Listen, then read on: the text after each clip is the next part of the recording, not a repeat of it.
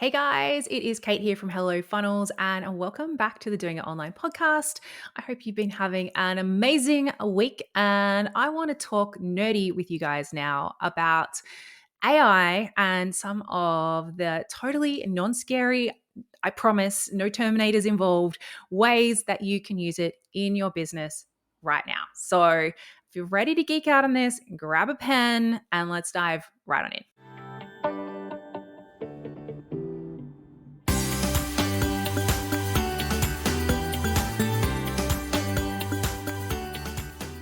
Okay, guys, so I am assuming by now you have all heard of the tool ChatGPT. And on top of that, you've probably also noticed the rise, not of the Terminator robots out to, destroy us all. Well, at least not yet anyway, but the rise of the crazy amount of new apps and tools available to be able to use in your business.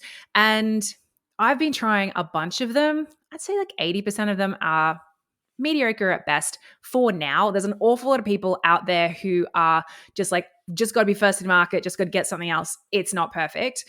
Also, the actual tech behind like the chat GPT, the AI that the open AI that's actually built on is changing and improving so rapidly that, I think anything that's getting built now is going to be vastly different 6 months down the track.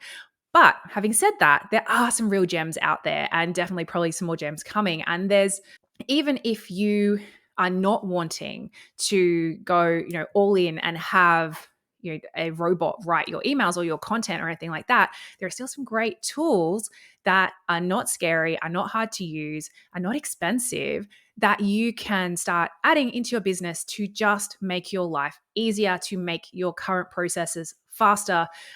And I'm going to share some of our favorites with you guys right now. And just as a little sidebar before we dive on in, if you don't follow us over at Hello Funnels on Instagram, go do that now. We'll link to it below, and go and check out our AI image generation gone wrong post. It's from a few weeks ago. It's actually quite hilarious. The idea behind it was that I really wanted to have some photos of everyone on our team that looked like they'd been taken in the same photo shoot so we could use them on our website. Because my team is all around Australia and then also all around the world. So the likelihood of us all being in the same place at the same time, anytime soon anyway, it was pretty slim. And while some of us had some professional type photos, they were all different lighting and colors and whatever. I'm like, I just want something that looks nice and uniform. And I found this tool called Headshot Pro, which kind of took people's photos and then like recreated it to look like a professional headshot. And you could pick certain backgrounds and certain sort of clothing colors and styles and whatnot. I'm like, well, this is clearly perfect, except that it wasn't. And the results are hilarious. Now, some people's worked out really well, others not so much. So go check out that post anyway. As I said, little AI gone awry sidebar. But let's dive on now into how the AI is working well and some tools that you can use and how you can use them to really, really help to speed things up and be more just efficient in your business. So one of the basic ways and I think that the best ways almost to get started dipping your toe into AI is using it to help you come up with ideas. So ideation. So anytime you are sitting down and going, oh, I've got to create a lead magnet. What should I call it?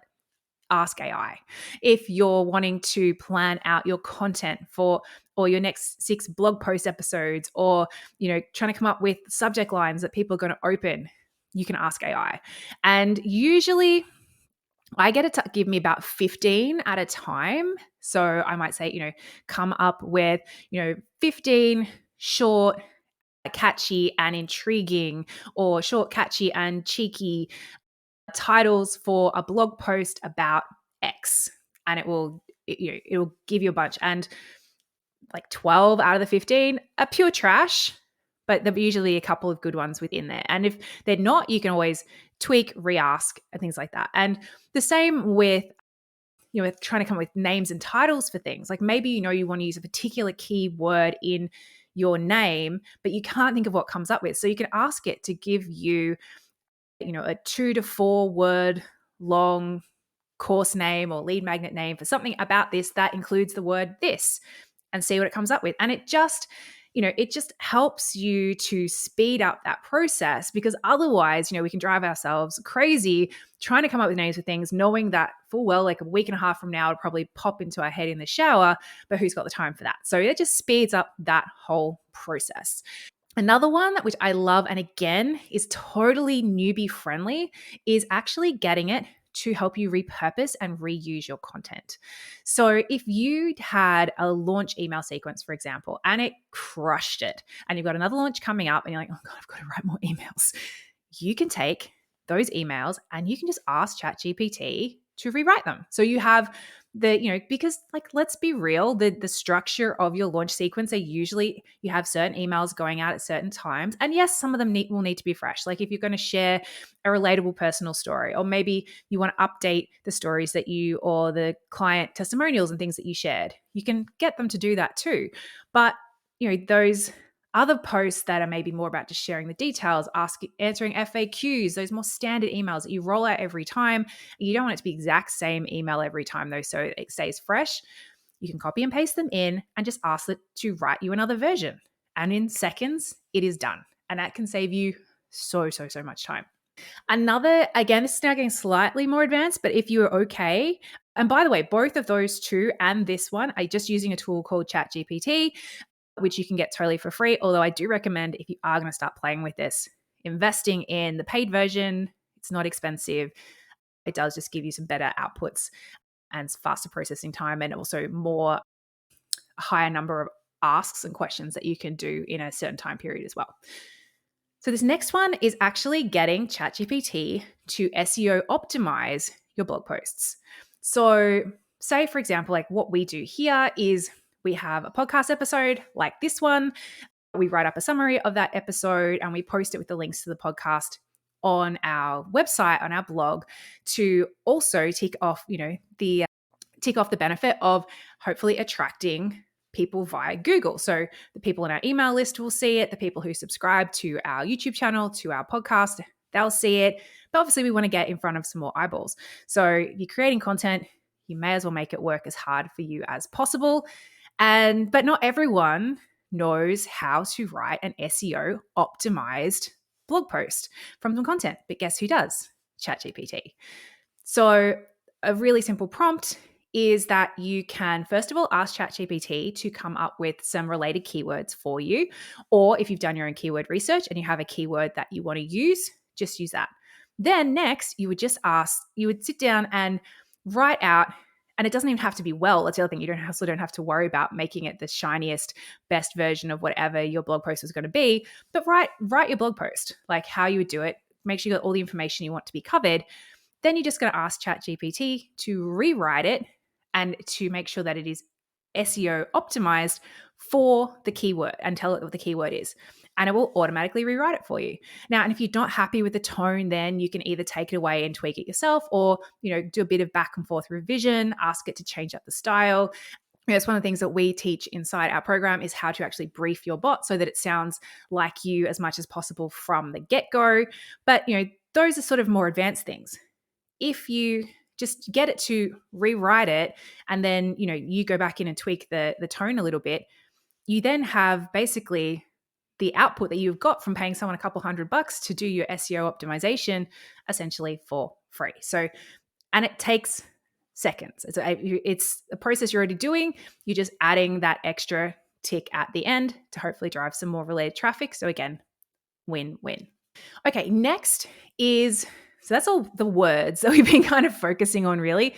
Next is video and audio. So there are some great tools out there which help to make your video and audio editing really, really fast, efficient, and easy. Much easier than what we used to have to do when we were like dragging it into, even into using like good old, what's it called on Apple? I'm trying to see it on my screen. Good old iMovie or something like that.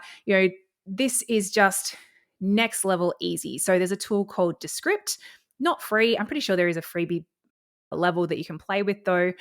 And that just has a few really genius things which make it so much quicker. So first of all, you can automatically remove all your ums and buts and those sort of pause words, which I use a lot, I know, but I don't care if I want it to sound like a human, but you can automatically take those out. So if you were doing a podcast, you would literally click a link, remove all of those, and all of a sudden you're sounding a lot more confident and professional.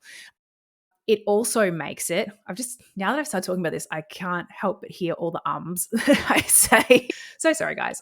Anyway, you can also use it to really quickly and easily add captions to cut down into little segments. So if you're wanting to repurpose things for like Reels or for YouTube for Shorts or TikTok or whatever other platforms you're using, you can do that really, really simply. Like, it is one of the nicest ones. The reason that it is so easy to use is that it's actually, you do the editing in the text. So you upload the video, it transcribes the video for you, and really accurately. It's probably one of the better ones I've seen. I've had some nightmares with transcriptions because I have a non-US accent, and so it can come up with some hilarious things. But this one has actually been really, really accurate, probably one of the best ones I've seen. But you can actually do your video editing by just copying and pasting bits of the text. So you go, oh, I like this sentence, or I don't like this sentence. You delete the sentence and it's removed from the video. Like, it just chops it out straight away. So it's really, like, just as far as a tool and being able to use it, super easy. Like, it's gonna make your life a lot easier. And yeah, it's just so easier to do that you edits in the first place and get everything ready. And then if you're wanting to chop things down to repurpose to publish on other platforms, easy again. If you're wanting to kind of go that next level, and if you are really all about doing that repurposing, then there's a bunch of other tools out there like Content Fries, Video, we'll link to them below, Veed, and a few repurpose.io, where you upload your video into them and it automatically pulls out snippets and adds the captions, and you kind of set up your template of what you want it to look like. I've played with a few of those.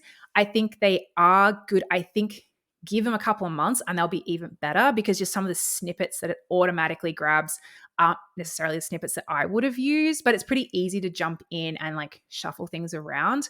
But where it really starts getting clever is like with repurpose.io, is that it can then also schedule everything for you, create, like it, just kind of does all of the stuff. So if you finding it hard to be able to create content and publish content on so many different channels and so many different platforms, but you are creating like some kind of video, long form video content every week, all of a sudden the processing time after you've created that video, or you can just hand it off to a VA or someone on your team, has just shrunk.